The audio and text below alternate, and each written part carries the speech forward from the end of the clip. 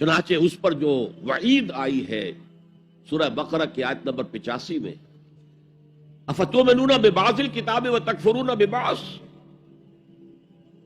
تو کیا تم ہماری کتاب اور شریعت کے ایک حصے کو مانتے اور ایک کو نہیں مانتے؟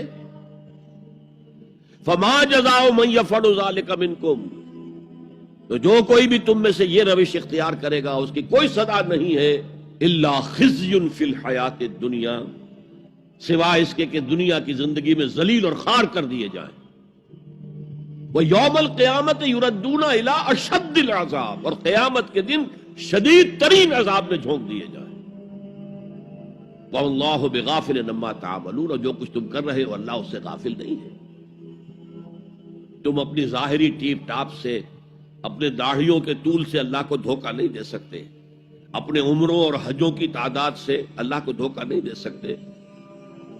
He sees you through and through، تمہارے باطن کو دیکھتا ہے، تمہارے دل کو دیکھتا ہے، اسے معلوم ہے کہ تم نے حج تو کیا، حرام کی کمائی سے کیا ہے۔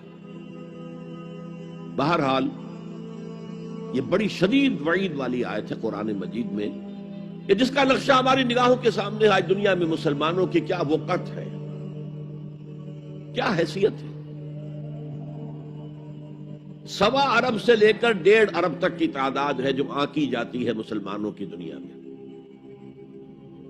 گویا کہ ہر چوتھا یا ہر 5واں انسان مسلمان ہے۔ کتنا بڑا رقبہ ان کے قدموں تلے ہے،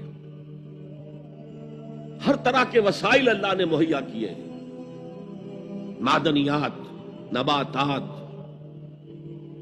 پھر جو آج کی سب سے بڑی دولت تیل، اس کے سب سے بڑے ذخیرے مسلمانوں کے قدموں تلے ہیں۔ اس سب کے باوجود عزت نام کی کوئی شے نہیں، بین الاقوامی معاملات میں کوئی ہم سے رائے لیتا ہی نہیں۔ کسٹمی پرسد کے بھیا کیسٹی تم ہو کون، تمہاری رائے کیا؟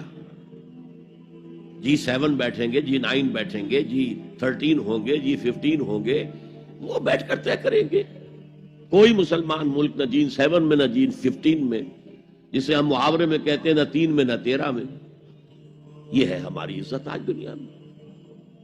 اکثر مسلمان ملکوں کی حکومتیں امریکہ کی جیب میں ہیں، یہ ہے ہماری حیثیت۔ تو ذلت جو ہے وہ تو آج ہم پر ہے مسلط۔